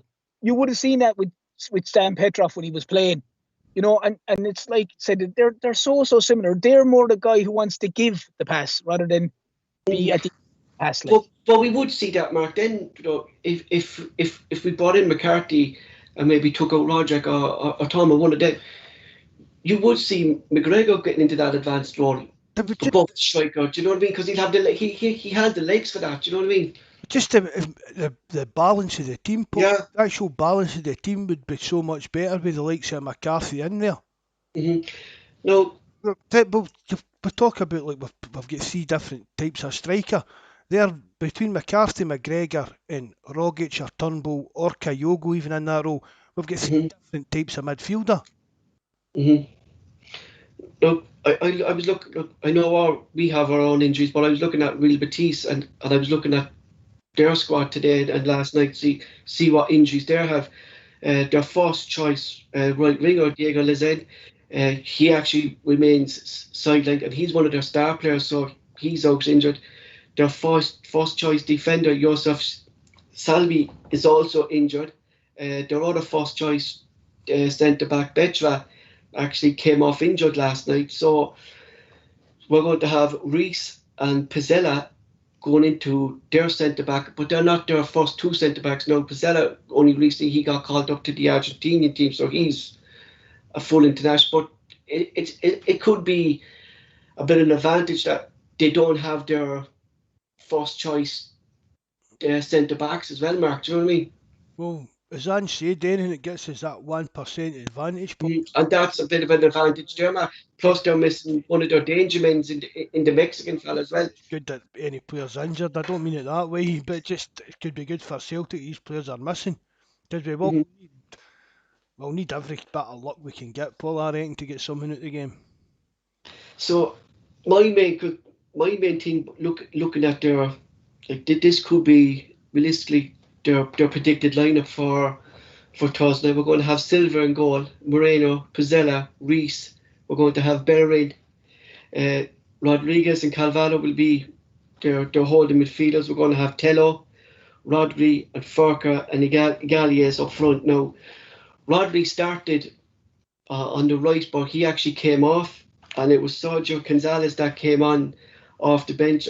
And I mean, as this fella got a rocket there last night, and I must say that I think he could start instead of Rodri. Gonzalez might start instead of Rodri on the right. Now, if Radisson is fit, I would start Radisson on the right, and I would throw Jovanovic just because of the experience over Montgomery on the left, considering how we saw Mark, he was comfortable against Rangers on the left, and Julie, Uh, just for experience, Mark, I would put him on the left. I'd be totally comfortable with Ivanovic on the left-hand side.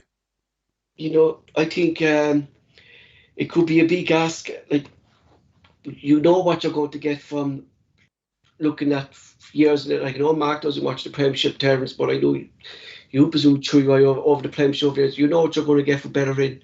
You know what you're going to get from Moreno.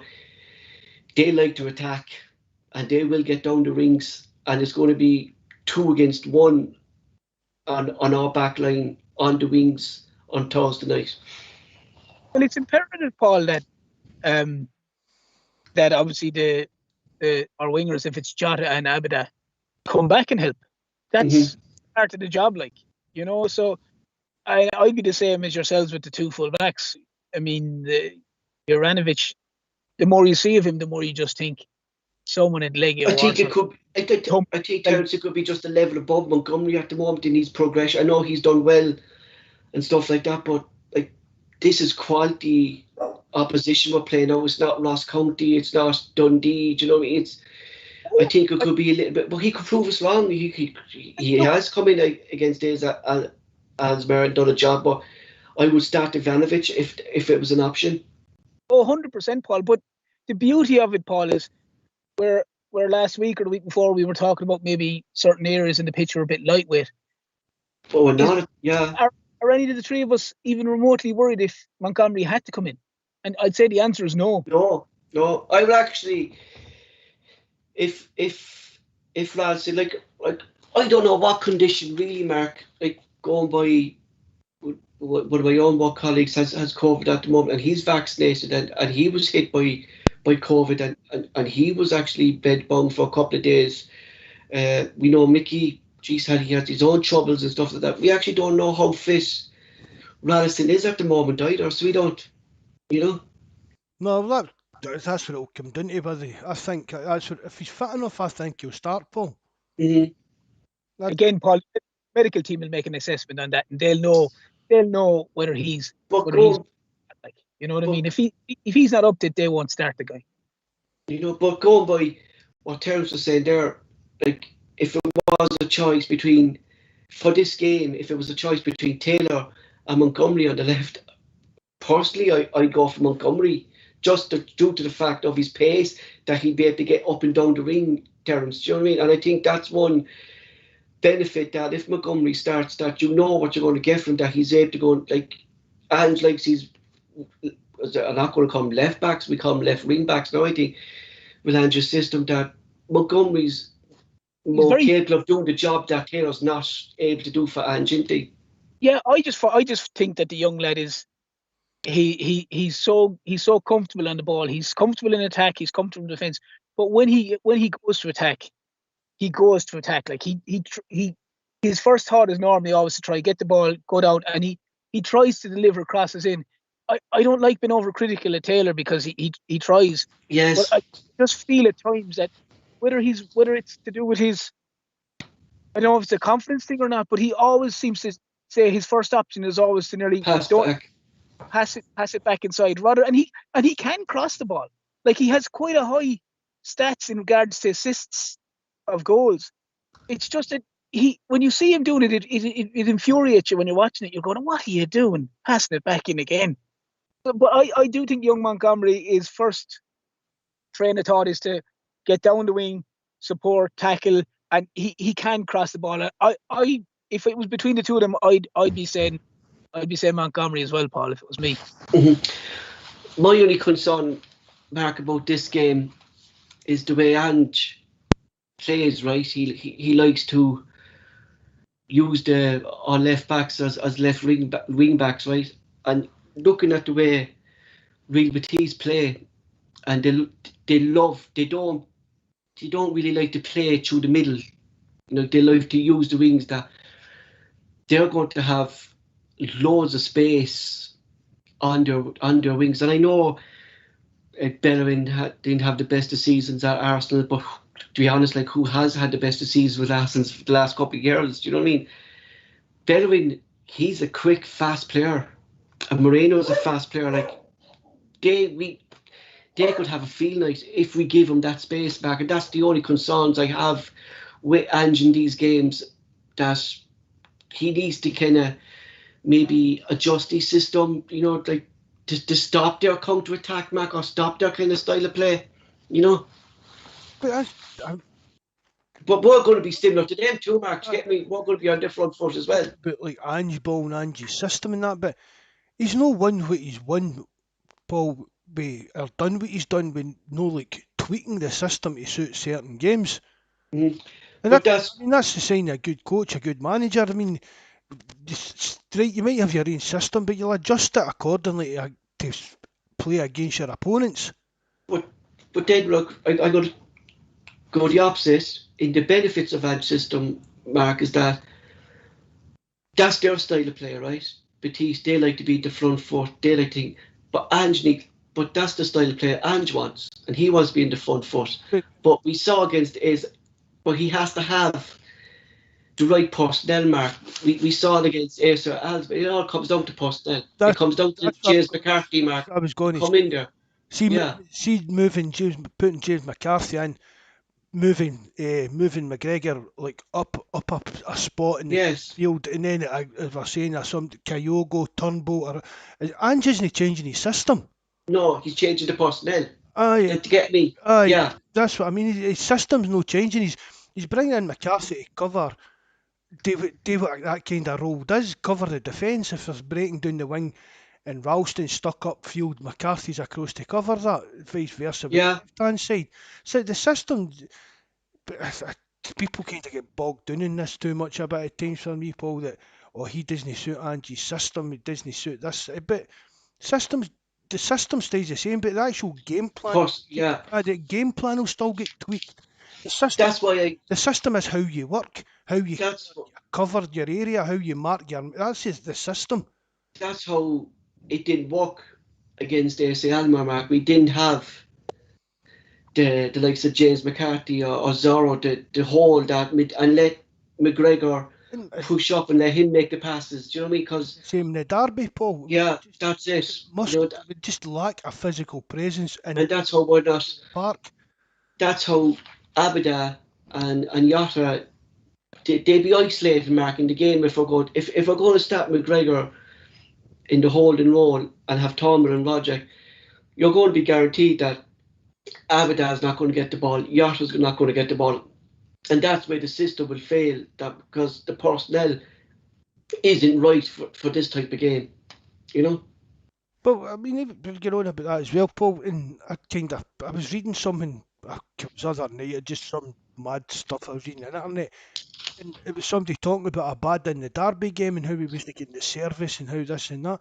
And see if you look back at the game, Paul, everything we did day went down, like Kyogo, went down the left hand side.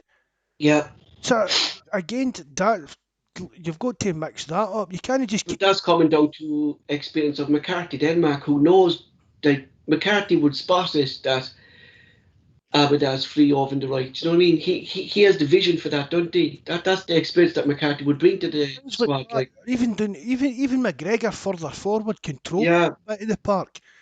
Because Rangers. That's what I was going about, Mark. Expecting that. This boy going out to the left hand side all the time for Kyogo. So a wee cross, long diagonal ball down the other side of the park, that could have caused chaos. Standing out there and nobody's near him. That's what I was saying, Mark, that we're not utilising McGregor for the forward. Do you know what I mean? I think as well, Paul, if you have the likes of McGregor going further forward, I think that it's going to occupy their better players because they know how good McGregor is. Mm-hmm. If McGregor had been that bit further up the field against Rangers, that's pushing somebody like Davis back.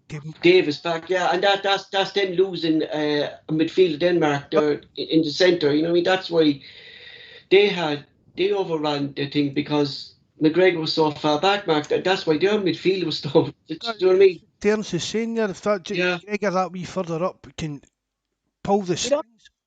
it occupies more of their players because they know how good McGregor is. But not only does it occupy more of their players, it opens up more space, in my opinion, for the likes of Abada and the likes of Jota. That all of a sudden Abada might be 1-on-1. It mightn't be 2-on-1.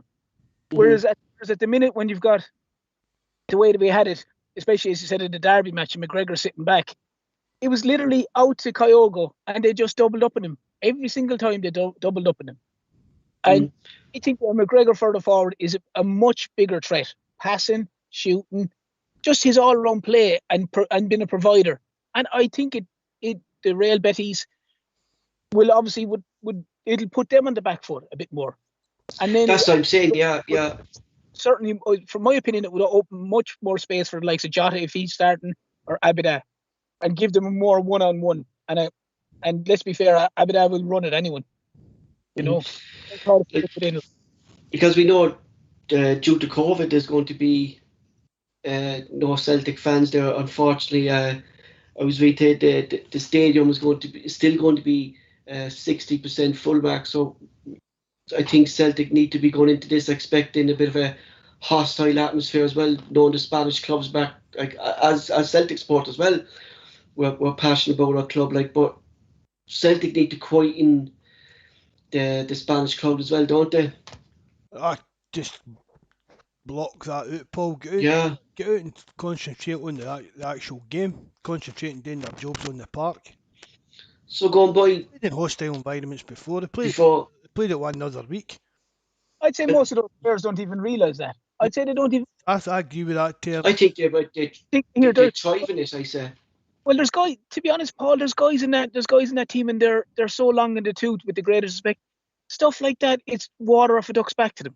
They don't even... They might, when they're going onto the pitch and they're doing the preliminaries and all the bits and pieces, they'll hear the crowd and they'll hear after. As soon as the referee blows the whistle, those guys are so professional. That's knock a stir out of them. As you said, look, they played against 50,000 of that crowd there a couple of weeks ago. You know what I mean? Mm-hmm. So I think a lot of these guys are around the block a long time. A lot of internationals, that stuff. I don't even down to players like Janovic. That's it, Mark. We saw him coming in to his first Glasgow derby, and it didn't faze him at all. Oh, didn't faze him whatsoever. Yeah, and Croatian League, Mark, is... Turns, Paul. A lot of that's just typed up with the press and the fans and things like that. I mean, don't get us wrong, big games at Celtic Park, the atmosphere is always electric. All these players come and bum about it and say how great it was and all that, but most of these players like Iniesta and that, did they stop them pumping us? Do you know what I mean? It didn't stop them coming and, like, all these players over the years of the atmosphere at Celtic Park's amazing, but they've all came, like, fair dues, we've beat big teams at Celtic Park, and a lot of that maybe be down the atmosphere, but a lot of big teams have came and no bother their backside with it and gave us a doing. Terence, what would you go with Thursday night? What would your preferred starting lineup be? It would be hard, assuming Ralston's fit. I was going to go with Barkas in goal. I was about to say that as well. Maybe need a rest, Terence, you know. He's at a bad age. Oh, fair enough. I'll go Barkas, Beaton. Imagine.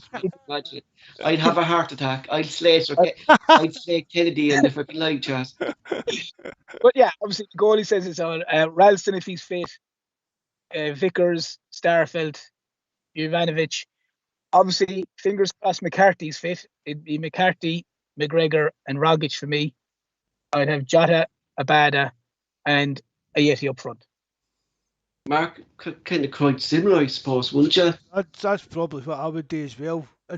Well, maybe, I mean, Zan's going to throw a curveball and put Yanko in. But that's it, you know, that's really what I'm playing. I know, like, we're short of numbers and stuff like that, but under Neil Lennon, like, we saw players maybe in 4 or 5 months to get their chance in the first team. But with Ange, Mark, he's not afraid to throw him in there. Do you know what I mean? Like, we're seeing players making their debuts in Glasgow derbies that you wouldn't have seen before. Do you know what I mean? You know, so it would surprise me if he chew Jack. But that's what we wanted, Mark. We want players who'd come in that can hit the ground running. Do you know what I mean? I mean, for me, Paul, it all comes down to the fitness. Right, McCarthy's no been match fit. He didn't have much of pre-season. Ange just says we were a bit too cautious with him. That's how McCarthy's no been playing. But if these players have come in and shown their fitness, again, Paul, they're experienced players. Yeah. Even Starfelt, right? Starfelt's maybe not the best of starts. He's had a wee couple of dodgy moments, but it's not as if he's a 19-year-old guy. Terence says this should be water for. See, even the fans getting guys up. It should be water for a duck's back when you're at kind of that. I mean, it's not unless it's serious kind of abuse. Do you get what I mean? If you're getting into race it, whatever that abuse. But I'm just talking about. Oh, he's no doing well. He's shy. We shouldn't be picking him. Right? That should be water for a duck's back. I think it's that kind of age.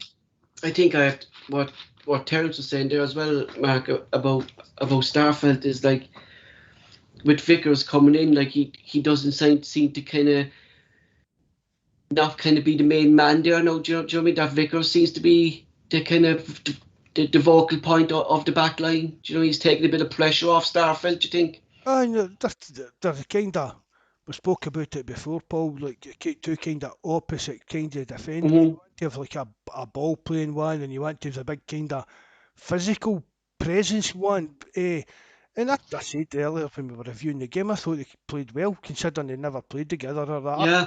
Showed signs of a good partnership could form there. Vickers brings that kind of physical approach to the back line that we don't have, Mark, don't we? He's a big so we were crying out for a spine from the back up, and you know, like you've Hart, Vickers, McCarthy. He's a big lad, that Vickers. He really is. Like an American footballer. What would you? Big unit, like. But sorry, can I take one point there, Mark, that you were talking about a few minutes ago? Like we're saying about he may start Checo, but like I don't think he will myself personally. But like if he's saying Jacko wasn't fit to start against Ross County or even come on against Ross County, I don't know how he's going to be fit 4 days later.